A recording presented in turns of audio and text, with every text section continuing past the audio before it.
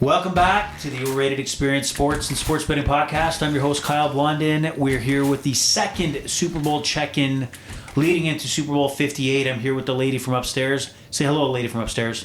Hello, lady from upstairs. So we're here to give you our thoughts of what's gone on since our last visit, our last chat, our last podcast. And we're going to discuss what our thoughts are on many items leading into the Super Bowl. And leading into Sunday, we hope to get another podcast together where we actually land on solid plays, both on the on-field and the off-field bets that come along with the Super Bowl, and especially a Super Bowl in Vegas. So you can follow the Overrated Experience Sports and Sports Betting Podcast on Twitter, aka X, at Overrated EXPER2. That's Overrated EXPER2. You can also find us on Instagram. You can find us on Facebook at Overrated Experience. And here we go. So, like I said, we are here for Super Bowl 58. This is the first ever Super Bowl that's been in Las Vegas. So, you can imagine. What do you think Vegas is right now on a week leading up to Super Bowl? Do you think there's a few parties going on? Just a few. Do you think there's a few celebrities in town? Oh, yeah, for sure. Got the money. Yeah. So it looks like Vegas now will be in the Super Bowl rotation, meaning that you'll constantly see Super Bowls in LA now, Tampa Bay, New Orleans, and now Vegas. But you will also see the odd one in a Minnesota or a Detroit who have a dome stadium. Do you think it makes sense for the NFL to consistently have Super Bowls in a place like Vegas? Yeah, it's consistent, I think. It's warm. It's party town. It's a party town, and pretty much every convention you can think of is, every convention you can think of goes to Vegas. It's a host city of big events. Nothing bigger than the Super Bowl. You're going to see some wild stuff, and it's funny to think about as early as 5 years ago, or maybe 6 or 7, I can't, time flies, is that the NFL wouldn't even have thought to run a Super Bowl in Vegas, and or even considered to have an NFL team 7-8 years ago because of the gambling aspect. Can you picture a world right now where it's not common for somebody to, or see advertisements about gambling? Is that like world? It's all over us. Mm-hmm. Yeah. So it's. Would you say that your gambling has pretty much started when the legalization of sports gambling took place, or were you ahead of the time? No, I was already ahead of the time. Okay, it's all right. So you're ahead of the time. You're not a rookie. And would you consider Super Bowl, which I do, is kind of like New Year's Eve, where you have the folks that don't party, that don't necessarily go out and have a good time on a regular basis. You get a lot of rookie drinkers on New Year's Eve and rookie partiers. I gotta believe Super Bowl is a similar. Oh yeah, even if you're not a football fan, you're still gonna go. Is that kind of where you would be in the football side of things? Guilty.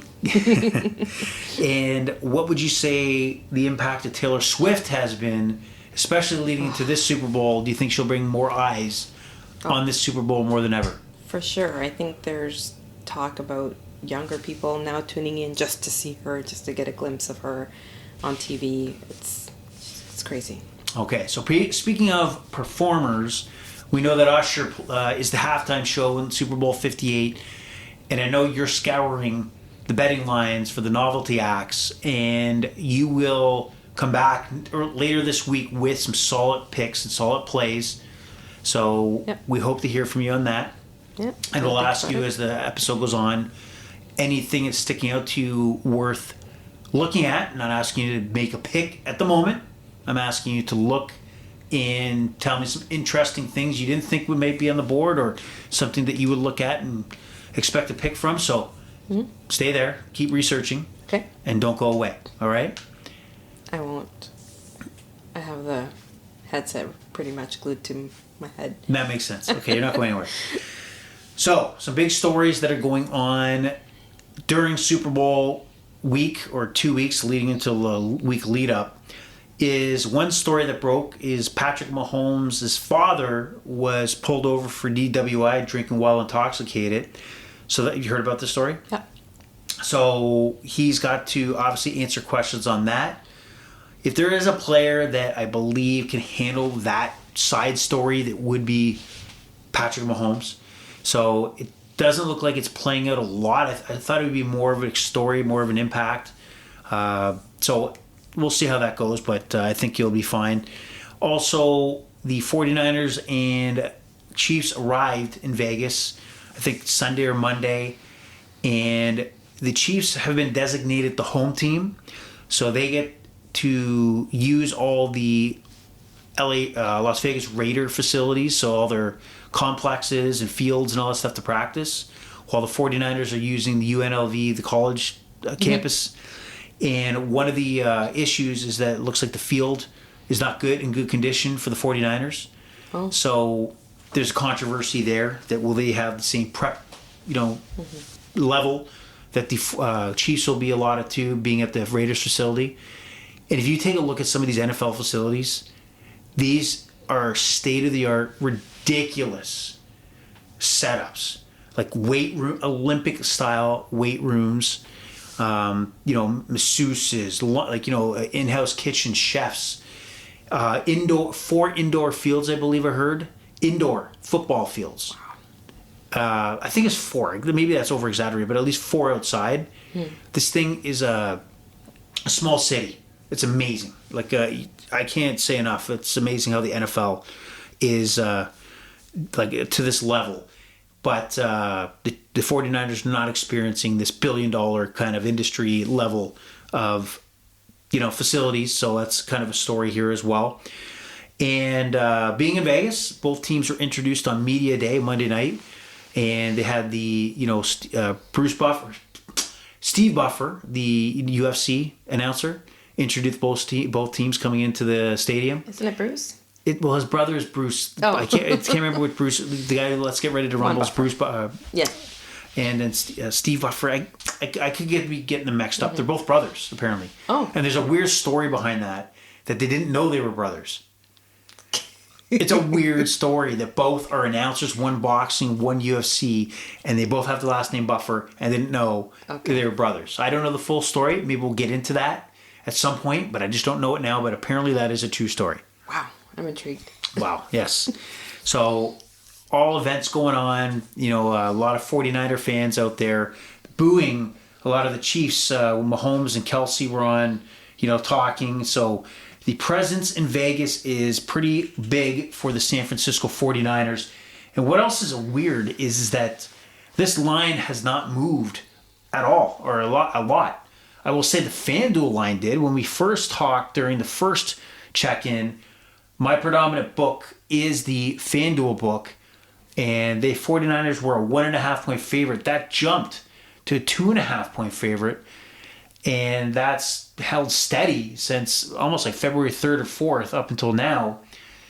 And if I look at the other selected books that I didn't go through all of them, but I picked the 4 other books. So Bet365 has the San Francisco 49ers as -2 favorites, and same with DraftKings. Same with the score. And, same with the score. But the score actually, has moved down to 1.5. And Sports Interaction's holding at 2. So let me repeat that because I was looking at the February 4th line. So FanDuel's at -2.5, San Francisco being the favorite. Bet365 is -2, San Francisco being the favorite. -2 for DraftKings. -1.5 for the score. And -2 for Sports Interaction. So, as you first-time bettors coming in to bet the Super Bowl, and if you plan to continue betting going forward, whether it be football or any other sport, this is an absolute lesson for us all to look at having more outs, meaning that I right now have all my money invested in FanDuel. Where do you see the problem, lady from upstairs? If I said to you that let's say I want to take San Francisco, and they're -2.5, and the other books have it at -2 and -1.5. Is that good for me or bad for me? I want to take San Francisco by the spread, but they're -2.5. But let's say the score, the other sports app, has it at -1.5. And I have all my money in FanDuel. Why is that not good for me? Come on, a lady from upstairs. You know this. I'm putting you on the spot. Are you The San talking Francisco the spread? 49ers are minus 2.5-point favorites. Yeah. I want to take the San Francisco 49ers using the spread. Yeah. The score has Is it San at Francisco as 1.5? minus 1.5, but I have all my money in FanDuel. Why is that bad for me to have all my money in FanDuel? Because you have another option with the score. App. Right, but I don't have. Yeah. Right now I've painted myself into the corner. Yeah. So I have to make moves to put money into the score app Yeah. if I want to really come out with the best line. So this is why us as bettors need to have multiple options so that we can maximize whatever line, prop, over under we possibly can to maximize the return on what we think is going to be the outcome of the game. So right now, if I stick to it, minus 2.5 on FanDuel, I will have to make a move to maybe take money out of FanDuel or put money in, but some way put it into another Yeah. option, which may be the score because it has the best line. If I was on the KC side, then I would absolutely take the FanDuel option because they're plus 1.5 and they're only plus 1.5 on the score. So if I was on the KC side, it'd be beneficial for me to be on the FanDuel side. So you got to have options, you got to have outs, you have to have multiple situations that you can put your money, and you really got to do your research to find the best line. It is tough to do. It is very tough to do. Obviously, when you work a daytime job and you're working full time, you have a regular life, to scour the lines, to scour the DraftKings and the FanDuels. So it's really got to do your homework. I was gonna say, I'm like, how can you keep track? Like, you got to keep doing your research. I can keep track using the basic stuff like the spreads and the over-unders, etc. But there are professionals out there, and what are those professionals called? Sharks. Sharps. Sorry. Not sharks. Okay. Or you hear the term wise guys. So sharps are wise guys. Yeah. These are the pros. So they would have known what the best line is, last week and hammered it and got money down. Well, I'm still sitting here waiting to pull the trigger on a bet. So these guys are the best of the best, and they know to hit a line. So the line is not moving a lot. It looks like the over-under is at 47.5. That hasn't moved at all. Okay. So I don't know if this is going to be a high-scoring game, low-scoring game, but it's not moving over 47.5. So we'll see what happens. There's a few days left, and there's always strategies. It could be that for the over-under, a lot of people bet it up at the start so that they can bet the under right before the game. So they invest a little bit, which is a lot to us, but hammer millions on the under because they really think the game's going to be under 47.5. These tricky sharps. Hard to take an under. And tricks are for kids. Okay. So when I last looked, I had a few bets.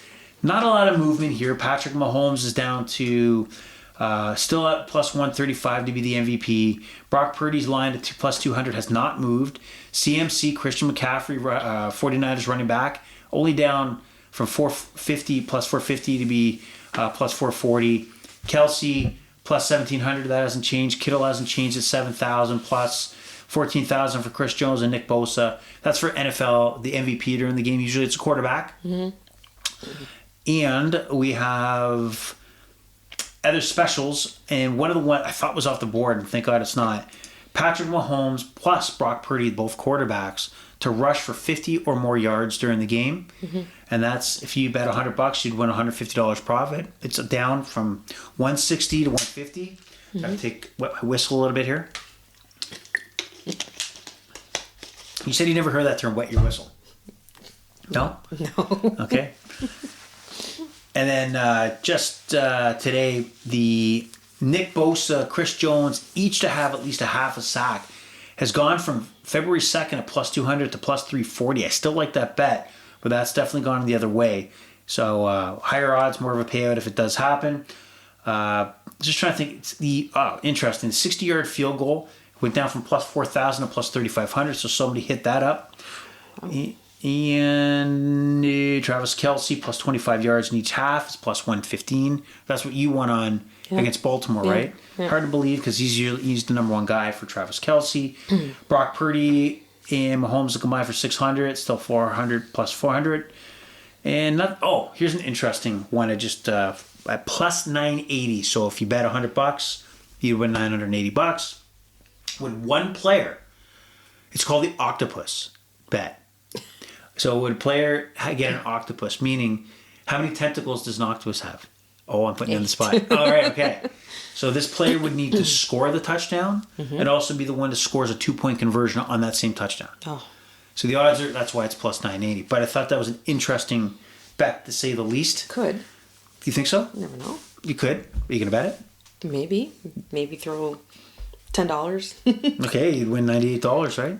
Yeah. I didn't want to do the math for you, just put you on the spot. So, all right. So now FanDuel has more of those type of plays. What was interesting looking at DraftKings was length of drive. These are real interesting ones. So I don't think it's going to appeal to you necessarily, lady from upstairs. You stick with the novelty ones on this one, and this one is appeal to the hardcore fan. So, for example, you can bet the length of the longest drive. So, either or team could have a drive of 78.5. You got to select the over or under. Over is minus 170. Under a plus 140, which it's interesting, and most likely you'll see a couple long drives here. Most time of possession, interesting. Most trips to the opponent's red zone. Which team are you going to select? Do you know what the red zone is? I know you might not know the answer. I'm just putting you on the spot. Red zone. I don't know. This is when the offense is within the 20-yard line in the end zone of the defense. You expected me to know that? No, I'm expecting you to play along in case somebody else is listening and wanted to know that. But when they hear red zone, okay. There's a lot of new fans out there that hear these terms, or they are afraid to ask the question. So the red zone would be within the 20-yard line. Okay. So if they were on if the 49ers were on Kansas City's 15-yard line, would they be in the red zone? Yes. Right. If they were on if it's 49ers on Kansas City's 25-yard line, would they be in the red zone? I don't think people can hear you shake your head no. No? No. Okay, so that's pretty much it. Time of possession over, what does that mean? 3 minutes, 50, I don't know what that is. Time of first possession. Okay, got it. Yards on first punt. These are interesting plays that a lot of you out there would, you know what? Look at the difference here. So on FanDuel, the octopus is plus 980, but on DraftKings is plus 1400. So where would you take that bet? Yeah. DraftKings, yeah. Okay. Props is more like that too. So the spreads and over-unders not so much, but the props especially, you could find big variances between. So you really got to do your homework. And did you know that props is starting to outweigh the percentage of bets that are actually made? Really? So the props of how many rushing yards this guy has, how many touchdowns, and bets like this versus actual team to team. It's starting to slide where the props are becoming the popular item that people are betting on. It's just so unpredictable. Okay. It is, but it could. And injuries could be a difference maker too. I've been burned by injuries before. And, will there be more touchdowns or field goals made? So that's interesting. These are weird bets. Yep. And by the way, the touchdowns are favored on there. Now here's the catch, is that you have touchdowns are minus 300. Is that a pun? Yeah. Minus 300 for touchdowns to be the most. Plus 400 for field goals made. But also plus 800 for tie. So that means there's 3 touchdowns and there's 3 field goals. Do you get your money back? Interesting. Yeah. So yes or no? Do you get your money back? Yes. No, because now it's a 3-way bet. Oh. So you have to bet the tie if you think it's going to be a tie. So if it's that's Jeez. Okay. Same thing happens in golf. Remember I said if you bet one individual versus another, but you could also bet a tie. If they wind up with the same score, you don't get your money back. You lose. Yeah. So consider yourself educated. Okay, lady from upstairs? Okay. All right, so a lot of interesting things on DK. And I was looking at the score, similar bets to what I see on both FanDuel and DraftKings. Now, one of the more important things is looking at the Super Bowl event itself. It's more than a game, it's a party. So for many years locally, we've done the Super Bowl party. What do you believe makes up a great party? What is a must at your Super Bowl party? Food and beers. Do you care which type of food? Can it be all pastas? Does it have to be like pub food? Or can it be like pizza? Like, what would you prefer? Finger foods, I think. Yeah. Pizza, wings, fries. Yeah. I think. Because you're going to be drinking, right? So you want to keep your eyes on the game. It's probably easier to have just finger foods. Absolutely. So right now, if you are out there and you have not made plans to your Super Bowl event, I would recommend you do so as soon as possible. Bars in places will start filling up if they haven't already. And it's not one thing just to go to a bar, but actually get a good view of the game and know if the bar is going to have sound or not of the game. Some bars might put it on and not have other music playing in the background. That's not the place to be, okay? And then you got to have a good reception. You want to make sure your live betting's ready to go. I got to, more than ever, live betting is absolutely critical. How many bets would you think in the Super Bowl you'll make before the game, or would you make more during the game, live betting? I'll do a few probably before the game, and then I'll do a few in game. I like the in games anyways. Okay. So it's just how I roll. That's how you roll. Got it. Okay. So as we wind down this quick check-in for this podcast, very important to get your party on. Make sure you got a place with wings. Make sure you got a place with a good view and sound of the game. Make sure you got good reception and make sure you get those live bets in. We'll be back later in the week to kind of land on some final plays. And one of the questions that's out there right now before I decide which way to go, if I decide to take either or team, is that many people are saying, why are you taking Kansas City? And a lot of people are, pointing at, Mahomes, like, you just can't bet against Mahomes. And I think it's more about kicking yourself later if you bet against Mahomes and he burned you. I think that's what's going to be the hang-up for most bettors out there, is that they know or have a good feeling that the 49ers are the play. But I think Monday morning, or at least that night, they will not sleep well knowing that they had Patrick Mahomes at plus money, passed it up, and lost. And it's just a bad feeling and a bad taste if that's the result. So the 49ers stay strong as the favorite, but I think people are swinging to Kansas City because they can stomach losing if they're on the side of the Chiefs versus losing knowing you bet against Patrick Mahomes and lost and could have made even money and a bit more.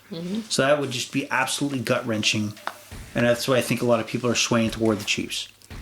Well, anyway, we'll talk more about where our party's going to be. We're going to talk about what our bets are going to be. And the lady from upstairs is going to talk about some of those novelty bets where they stand out. Because she's a big Swiftie and maybe she's... Is that true? No. Okay. Oh, hell no. Oh, hell no. Okay. I'll quote one of her songs, but I don't know any of her songs. That's how... Yeah, I don't really pay attention to her. Okay. Excellent. Anyway, pleasure's all been yours. And also yours, lady from upstairs. The Overrated Experience, Sports and Sports Betting Podcast is over and out. Bye-bye.